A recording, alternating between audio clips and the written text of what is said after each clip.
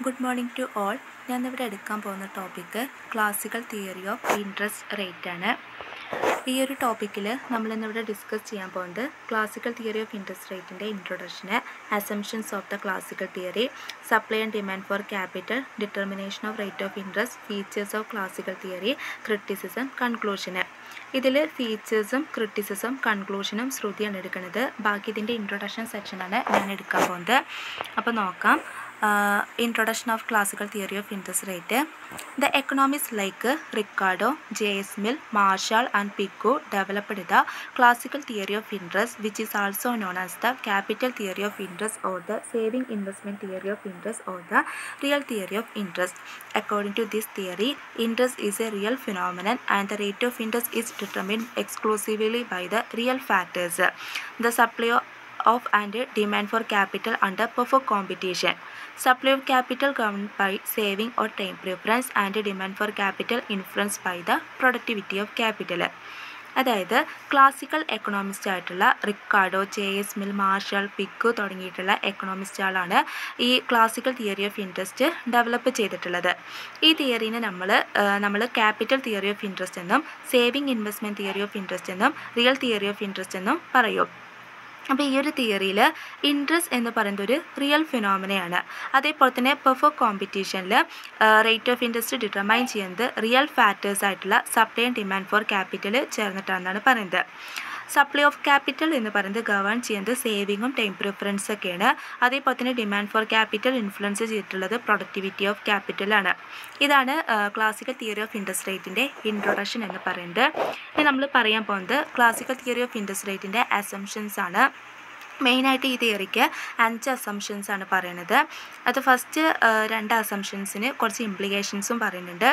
First assumption എന്ന് പറഞ്ഞു കഴിഞ്ഞാൽ perfect competition exit in the fatter market. അതായത് ഫാറ്റർ മാർക്കറ്റിൽ പെർഫെക്റ്റ് കോമ്പറ്റീഷൻ എക്സിറ്റ് ആണെന്നാണ് പറയുന്നത്. അപ്പോൾ ഈ ഒരു അസംഷന് 2 ഇംപ്ലിക്കേഷൻസ് ആണ് പറയുന്നത്.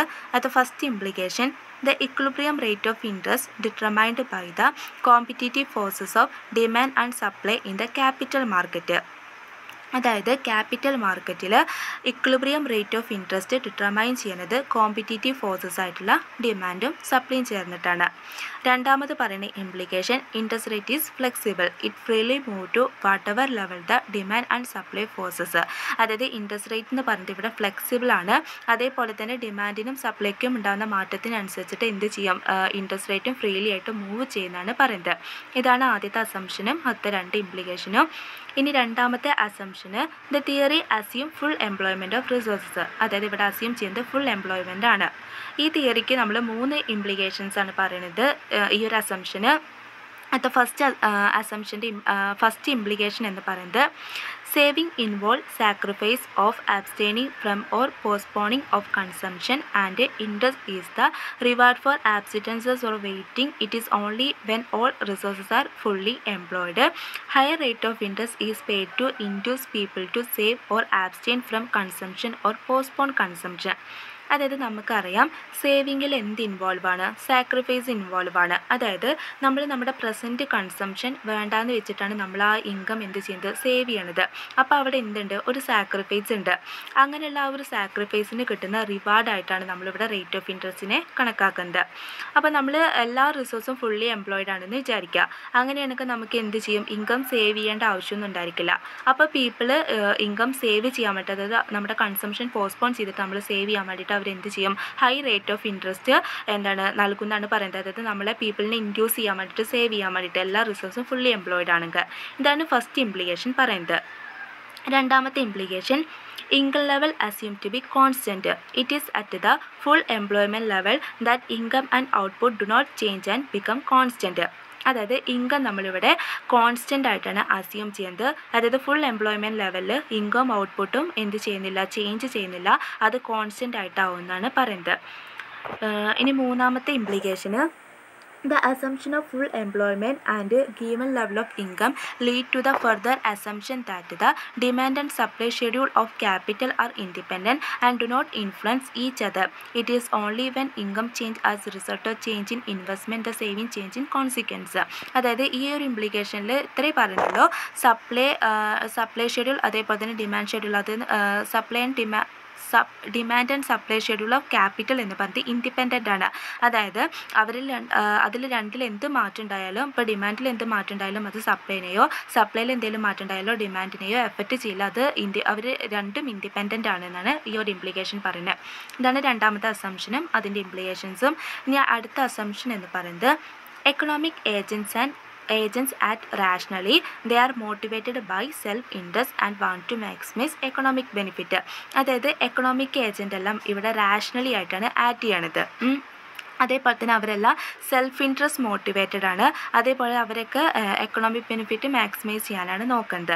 ഇതാണ് മൂന്നാമത്തെ അസംഷൻ. നാലാമത്തെ assumption the price level assume to be constant.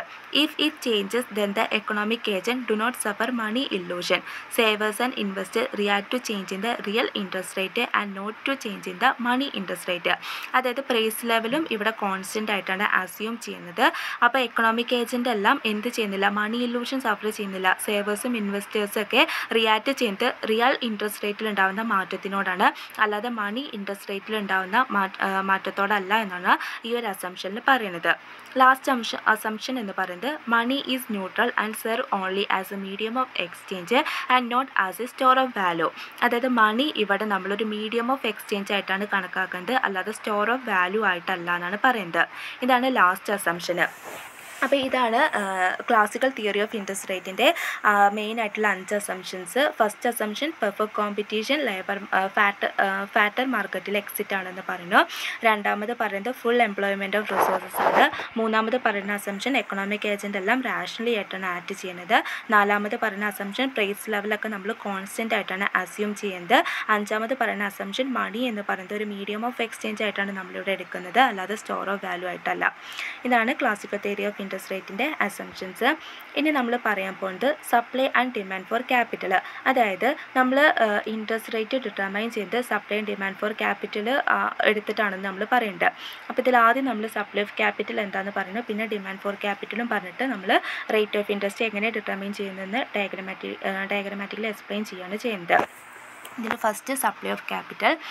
Supply of capital depend upon saving, which in turn depend upon number of psychological, economic and institutional factors broadly classified as will to save, power to save and facilities to save. Saving means curtailment of consumption or postponement of the present consumption. The saving involve a sacrifice, abstinence or waiting. The rate of interest is considered to be the reward for abstinences or waiting. It is an inducement for the act of saving or foregoing the present consumption. In deciding between the present consumption and the future consumption, the individual has to take into consideration the opportunity cost of each alternative, and the opportunity cost is measured by the rate of interest. അതായത് supply of capital എന്ന് പറയുന്നത് ഇവിടെ സേവിങ്ങിനെ depend ചെയ്തിട്ടുള്ളതാണ്. അതേപോലെ തന്നെ ഇത് പിന്നീട് ഒരുപാട് number of psychological, economic, institutional പാറ്റേഴ്സിനെയൊക്കെ ഡിപ്പെൻഡ് ചെയ്യുന്നുണ്ട്. ഇതിന് നമുക്ക് ബ്രോഡ്ലി നമുക്ക് will to save, power to save, facilities to save എന്ന് പറഞ്ഞ് ക്ലാസിഫൈ ചെയ്യാം. പിന്നെ നമ്മൾ നേരത്തെ പറഞ്ഞൊരു ഇംപ്ലിക്കേഷനിൽ പറഞ്ഞ പോലെ തന്നെ അതുതന്നെയാണ് ഇവിടെ പറഞ്ഞത്, സേവിങ്ങിൽ എന്ത് ഇൻവോൾവ് ആണ്, സാക്രിഫൈസ് ഇൻവോൾവ് ആണ്. അതായത് നമ്മൾ നമ്മുടെ പ്രസൻറ്റ് കൺസംഷൻ പോസ്റ്റ്പോൺ ചെയ്യണം, വേണ്ടാന്ന് വെച്ചിട്ടാണ് നമ്മൾ സേവ് ചെയ്യുന്നത്. അപ്പോൾ അവിടെ ഒരു സാക്രിഫൈസ് ഉണ്ട്. ആ സാക്രിഫൈസ് ഓർ വെയിറ്റിങ്ങിന് കിട്ടുന്ന റിവാർഡായിട്ടാണ് നമ്മളിവിടെ ഇൻട്രസ്റ്റ് റേറ്റിനെ കണക്കാക്കുന്നത്. അപ്പോൾ ഇപ്പം നമ്മൾ പ്രസൻറ്റ് കൺസംഷനുണ്ട്, ഫ്യൂച്ചർ കൺസംഷനുണ്ട്. അതായത് പ്രസൻറ്റ് കൺസംഷനിൽ എന്താണ്, സേവിങ് ഇൻവോൾവ് അല്ല. ഫ്യൂച്ചർ കൺസംഷനിൽ സേവിങ് റിക്വയർ ആണ്. അപ്പോൾ നമുക്കിതിൽ ഏതാണ് വേണ്ടതെന്ന് നമ്മൾ തീരുമാനിക്കുന്നത് നമ്മൾ ഈച്ച് ആൾട്ടർനേറ്റീവിൻ്റെ ഓപ്പർച്യൂണിറ്റി കോസ്റ്റ് എടുത്തിട്ടാണ്. അപ്പോൾ നമ്മൾ ആ ഓപ്പർച്യൂണിറ്റി എടുത്തിട്ട് നമ്മൾ പ്രസൻറ്റ് കൺസംഷനും ഫ്യൂച്ചർ കൺസംഷനും കമ്പയർ ചെയ്യും. എന്നിട്ടാണ് നമ്മൾ ഏതിലാണ് നമ്മൾ സേവ് ചെയ്യേണ്ടതെന്ന് തീരുമാനിക്കുക. അപ്പോൾ ഈ ഒരു ഓപ്പർച്യൂണിറ്റി കോസ്റ്റ് നമ്മൾ മെഷർ ചെയ്യുന്നത് റേറ്റ് ഓഫ് ഇൻട്രസ്റ്റ് എടുത്തിട്ടാണ്, റേറ്റ് ഓഫ് ഇൻട്രസ്റ്റ് വെച്ചിട്ടാണെന്നാണ് പറയുന്നത്. ഇതൊരു എക്സാമ്പിളിലൂടെ നമ്മൾ പറയുന്നുണ്ട്. അതായത് നമ്മുടെ കറൻറ്റ് റേറ്റ് ഓഫ് ഇൻട്രസ്റ്റ് 5% ആണെന്ന് വിചാരിക്കുക. Consuming ₹1 of income now. നമ്മളൊരു ₹1 ഇൻകം ഇപ്പോൾ കൺസ്യൂം ചെയ്യുകയാണെങ്കിൽ നമുക്ക് അതിന് കിട്ടുന്ന റേറ്റ് ഓഫ് ഇൻട്രസ്റ്റ് 5% ആണ്. അതേ ഇൻട്രസ്റ്റ് റേറ്റ് തന്നെയാണ് നമുക്ക് ഒരു ഇയറിന് ശേഷം കിട്ടുന്നത്. പക്ഷേ അപ്പോൾ ഇൻകം നമ്മൾ 1.05 ആണ് കൺസ്യൂം ചെയ്യേണ്ടത്. അപ്പോൾ നമ്മൾ ഇത് രണ്ടും കമ്പയർ ചെയ്യുമ്പോൾ higher the current rate of interest greater the opportunity. അപ്പോൾ ഇവിടെ greater the opportunity cost present consumption compare to future consumption. Future കൺസംഷനുമായിട്ട് നമ്മൾ കമ്പയർ ചെയ്യുമ്പോൾ പ്രസൻറ്റ് കൺസംഷനിലുള്ള ഓപ്പർച്യൂണിറ്റി കോസ്റ്റ് ഇവിടെ വളരെ കൂടുതലാണ്. അപ്പോൾ നമ്മളപ്പോൾ ഇവിടെ പ്രസൻറ്റ് ഇൻകത്തിലാണ് നമ്മൾ സേവ് ചെയ്യുക എന്നാണ് പറയുന്നത്. ഒരു എക്സാമ്പിളിലൂടെ പറയുന്നതാണ്. പിന്നെ സേവിങ് എന്ന് പറയുന്നത് ഇൻട്രസ്റ്റ് ഇലാസ്റ്റിക് ആണ്. And there is A positive relationship between the rate of interest and saving. അതായത് സേവിങ്ങും റേറ്റ് ഓഫ് ഇൻട്രസ്റ്റും തമ്മിലൊരു പോസിറ്റീവ് റിലേഷൻഷിപ്പ് ആണെന്നാണ് പറയുന്നത്. അതായത് സപ്ലൈ കർവ് ഓഫ് ക്യാപിറ്റൽ അല്ലെങ്കിൽ സേവിങ് ഷെഡ്യൂൾ എന്ന് പറയുന്നത് അതിൻ്റെ സ്ലോപ്പ് എന്ന് പറയുന്നത് അപ്വേർഡ് ടു ദി റേറ്റ് ആണ്. അതായത് അത് ഇൻഡിക്കേറ്റ് ചെയ്യുന്നത് ഹൈ റേറ്റ് ഓഫ് ഇൻട്രസ്റ്റ് ആകുമ്പോൾ larger will be saving and greater will be the supply of capital and vice versa. അതായത് നമ്മുടെ റേറ്റ് ഓഫ് ഇൻട്രസ്റ്റ് വളരെ കൂടുതലാണെങ്കിൽ നമ്മൾ കൂടുതലായിട്ട് സേവ് ചെയ്യും എന്നാണ് പറയുന്നത്. ഇതാണ് സപ്ലൈ ഓഫ് ക്യാപിറ്റൽ എന്ന് പറയുന്നത്. ഇനി നമ്മൾ പറയുന്നത് ഡിമാൻഡ് ഫോർ ക്യാപിറ്റൽ ആണ്. Demand for capital capital is demanded by the investors because it is productive and brings profit to them. Productivity of capital is subject to the law of diminishing returns. Additional unit of capital are less productive than the earlier units. With the investment of more and more capital, the marginal productivity of capital declines. The producers will continue to his investment of capital as long as the productivity of capital is more than the rate of interest and will stop further investment when the productivity of capital equal the rate of interest. This shows that at higher rate of interest, the producers demand less capital, and at lower rate of interest, they demand more capital. Thus, the demand for capital is inversely related to the rate of interest. The demand for capital or the investment schedule slope downward to the rate which indicate the higher rate of interest, smaller the demand for capital. അതായത് ഇവിടെ capital എന്ന് പറയുന്നത് capital demand ചെയ്യുമ്പോൾ ഇൻവെസ്റ്റേഴ്സിന് അതൊരു പ്രൊഡക്റ്റീവായിട്ടുള്ള ഒന്നാണ്. അതായത് അവർക്കൊന്ന് profit കിട്ടുമെന്നാണ് പറയുന്നത്. അതായത് പ്രൊഡക്ടിവിറ്റി ഓഫ് ക്യാപിറ്റൽ എന്ന് പറയുന്നത് ലോ ഓഫ് ഡിമിനിഷൻ റിട്ടേൺ ആണ്. അതായത് അഡീഷണൽ യൂണിറ്റ് ഓഫ് ക്യാപിറ്റൽ നമ്മൾ എടുക്കുമ്പോൾ അതിൻ്റെ പ്രൊഡക്ടിവിറ്റി എന്ന് പറയുന്നത് കുറയുകയാണ് ചെയ്യുക ഏർലിയ യൂണിറ്റിനെക്കാട്ടിലും. അതായത് ലോ ഓഫ് ഡിമിനിഷൻ റിട്ടേൺ. അതായത് investors more and more capital invest ചെയ്യുമ്പോൾ അതിൻ്റെ പ്രൊഡക്ടിവിറ്റി ഓഫ് ക്യാപിറ്റൽ കുറയുമെന്നാണ് ഇവിടെ പറയുന്നത്. അപ്പോൾ പ്രൊഡ്യൂസേഴ്സ് ഇങ്ങനെ കണ്ടിന്യൂ ചെയ്യുകയാണ് ഇൻവെസ്റ്റ്മെൻറ്റ് എന്ന് വിചാരിക്കുക. അപ്പോൾ പ്രൊഡക്ടിവിറ്റി ഓഫ് ക്യാപിറ്റൽ എന്ന് പറയുന്നത് more than rate of interest, അതായത് റേറ്റ് ഓഫ് ഇൻട്രസ്റ്റിനെക്കാട്ടിലും കൂടുതലായിട്ട് വരും എന്നാണ് പറയുന്നത്. അപ്പോൾ പ്രൊഡക്ടിവിറ്റി ഓഫ് ക്യാപിറ്റലും റേറ്റ് ഓഫ് ഇൻട്രസ്റ്റും ഈക്വൽ ആവുന്ന ആ ഒരു ഇതിൽ വെച്ചിട്ട് ഇൻവെസ്റ്റ്മെൻറ്റ് സ്റ്റോപ്പ് ചെയ്യുന്നതാണ് ഇവിടെ പറയുന്നത്. പിന്നെ ഹൈ റേറ്റ് ഓഫ് ഇൻട്രസ്റ്റ് ആണെങ്കിൽ പ്രൊഡ്യൂസേഴ്സ് ലെസ് ക്യാപിറ്റലാണ് ഡിമാൻഡ് ചെയ്യുക. അതേപോലെ തന്നെ ലോവർ റേറ്റ് ഓഫ് ഇൻട്രസ്റ്റ് ആണെങ്കിൽ മോർ ക്യാപിറ്റൽ ഡിമാൻഡ് ചെയ്യുന്നതാണ് പറയുന്നത്. അതായത് ഇൻവേഴ്സ് റിലേഷൻഷിപ്പാണ് അവിടെ പറയുന്നത്. അതുകൊണ്ട് തന്നെ ഡിമാൻഡും റേറ്റ് ഓഫ് ഇൻട്രസ്റ്റും തമ്മിൽ ഇൻവേഴ്സ് റിലേഷൻഷിപ്പാണ്. അതുകൊണ്ട് തന്നെ ഡിമാൻഡ് കർവ് ഫോർ ക്യാപിറ്റൽ അല്ലെങ്കിൽ ഇൻവെസ്റ്റ്മെൻറ്റ് ഷെഡ്യൂളിൻ്റെ സ്ലോപ്പ് എന്ന് പറയുന്നത് ഡൗൺവേർഡ് ടു ദി റേറ്റ് ആണ്. അതായത് അത് ഇൻഡിക്കേറ്റ് ചെയ്യുന്നത് ഹൈ റേറ്റ് ഓഫ് ഇൻട്രസ്റ്റ് ആകുമ്പോൾ സ്മാളർ ഡിമാൻഡ് ക്യാപിറ്റലാണ് ഡിമാൻഡ് ചെയ്യുള്ളൂ എന്നാണ് പറയുന്നത്. ഇതാണ് ഡിമാൻഡ് ഫോർ ക്യാപിറ്റൽ എന്ന് പറയുന്നത്. അപ്പോൾ നമ്മൾ ഈ പറഞ്ഞ സപ്ലൈ ഓഫ് ക്യാപിറ്റലും ഡിമാൻഡ് ഫോർ ക്യാപിറ്റൽ അതെല്ലാവരും കൂടി ചേർന്നിട്ട് നമ്മളൊരു 3 കണ്ടീഷൻസ് ആയിട്ട് പറയുകയാണ്. ഈ 3 കണ്ടീഷൻ സാറ്റിസ്ഫൈ ചെയ്യുമ്പോഴാണ് നമ്മൾ റേറ്റ് ഓഫ് ഇൻട്രസ്റ്റ് ഡിറ്റർമൈൻ ചെയ്യുന്നത്. അത് ഫസ്റ്റ് കണ്ടീഷൻ എന്ന് പറയുന്നത് supply of capital or saving is an increasing function of the rate of interest. അതായത് supply of capital or saving എന്ന് പറയുന്നത് റേറ്റ് ഓഫ് ഇൻട്രസ്റ്റിൻ്റെ ഇൻക്രീസിങ് ഫങ്ഷൻ ആണെന്നാണ് പറയുന്നത്. അതായത് saving is function of interest rate. അതായത് സേവിങ് എന്ന് പറയുന്നത് 0നെക്കാട്ടിലും കൂടുതലായിരിക്കും. രണ്ടാമത് പറയുന്ന condition demand for capital or investment decreasing function of the rate of interest. അതായത് ഡിമാൻഡ് ഫോർ ക്യാപിറ്റൽ അല്ലെങ്കിൽ ഇൻവെസ്റ്റ്മെൻറ്റ് എന്ന് പറയുന്നത് റേറ്റ് ഓഫ് ഇൻട്രസ്റ്റിൻ്റെ ഡിക്രീസിങ് ഫങ്ഷനാണ്. അതായത് investment is a function of rate of interest. അതായത് ഇൻവെസ്റ്റ്മെൻറ്റ് എന്ന് പറയുന്നത് 0നെക്കാട്ടിലും കുറവായിരിക്കും. മൂന്നാമത് പറയുന്ന condition supply of capital equal the demand for capital. അതായത് സപ്ലൈയും ഡിമാൻഡും ഈക്വൽ ആവുന്ന ഒരു പോയിന്റിൽ വെച്ചിട്ടാണ് നമ്മൾ റേറ്റ് ഓഫ് ഇൻട്രസ്റ്റ് ഡിറ്റർമൈൻ ചെയ്യുക എന്നാണ് പറയുന്നത്. ഈ 3 കണ്ടീഷനും സാറ്റിസ്ഫൈ ചെയ്യുമ്പോഴാണ് നമ്മൾ റേറ്റ് ഓഫ് ഇൻട്രസ്റ്റ് ഡിറ്റർമൈൻ ചെയ്യുന്നത് എന്നാണ് പറയുന്നത്. അപ്പോൾ ഇനി നമ്മളിതിൻ്റെ ഡയഗ്രമാറ്റിക് റെപ്രസെൻറ്റേഷനാണ് പറയുന്നത്. ഈ ഒരു ഡയഗ്രമാറ്റിക് റെപ്രസെൻറ്റേഷൻ വെച്ച് നമ്മൾ എങ്ങനെയാണ് റേറ്റ് ഓഫ് ഇൻട്രസ്റ്റ് ഡിറ്റർമൈൻ ചെയ്യുന്നതെന്നാണ് പറയുന്നത്. ഇതിൻ്റെ എക്സ്പ്ലനേഷൻ ഞാനിവിടെ തന്നിട്ടുണ്ട്. അപ്പോൾ ഇതിൽ എക്സ് ആക്സിസിൽ നമ്മൾ സേവിങ്ങും ഇൻവെസ്റ്റ്മെൻറ്റുമാണ് മെഷർ ചെയ്യുന്നത്. വൈ ആക്സിസിൽ നമ്മൾ റേറ്റ് ഓഫ് ഇൻട്രസ്റ്റ് ആണ് മെഷർ ചെയ്യുന്നത്. ഇതിൽ നമ്മൾ പറയുന്നുണ്ട് സപ്ലൈ എന്ന് പറയുന്നത് സപ്ലൈയുടെ സ്ലോപ്പ് എന്ന് പറയുന്നത് അപ്വേർഡ് ടു ദി റേറ്റ് ആണ്. കാരണം റേറ്റ് ഓഫ് ഇൻട്രസ്റ്റുമായിട്ട് അതിനൊരു പോസിറ്റീവ് റിലേഷൻഷിപ്പാണുള്ളത്. റേറ്റ് ഓഫ് ഇൻട്രസ്റ്റ് കൂടുമ്പോൾ സപ്ലൈ അല്ലെങ്കിൽ സേവിങ് കൂടും, റേറ്റ് ഓഫ് ഇൻട്രസ്റ്റ് കുറയുമ്പോൾ സപ്ലൈ അല്ലെങ്കിൽ സേവിങ് കുറയും. അതുകൊണ്ട് തന്നെ പോസിറ്റീവ് റിലേഷൻഷിപ്പ് ആയതുകൊണ്ട് അതൊരു അപ്വേർഡ് ടു ദി റേറ്റ് ആയിരിക്കും എൻ്റെ സ്ലോപ്പ്. എസ് എന്ന് പറയുന്നത് നമ്മൾ സപ്ലൈനെ അല്ലെങ്കിൽ സേവിങ്ങിനെയാണ് കാണിക്കുന്നത്. പിന്നെ നമ്മൾ പറയേണ്ട ഡിമാൻഡ് എന്ന് പറയുന്നത് റേറ്റ് ഓഫ് ഇൻട്രസ്റ്റുമായിട്ട് ഒരു നെഗറ്റീവ് റിലേഷൻഷിപ്പാണുള്ളത്. അതായത് റേറ്റ് ഓഫ് ഇൻട്രസ്റ്റ് കൂടുമ്പോൾ ഡിമാൻഡ് കുറയും, ഡിമാൻഡ് കൂടുമ്പോൾ റേറ്റ് ഓഫ് ഇൻട്രസ്റ്റ് കുറയും. അതായത് ഡിമാൻഡ് അല്ലെങ്കിൽ ഇൻവെസ്റ്റ്മെൻറ്റ് കുറവാണ് കാണിക്കുന്നത്. And slope downward to the rate ആണ്. അപ്പോൾ നമ്മൾ ആദ്യം പറഞ്ഞ 2 കണ്ടീഷൻസ് ഇതാണ്.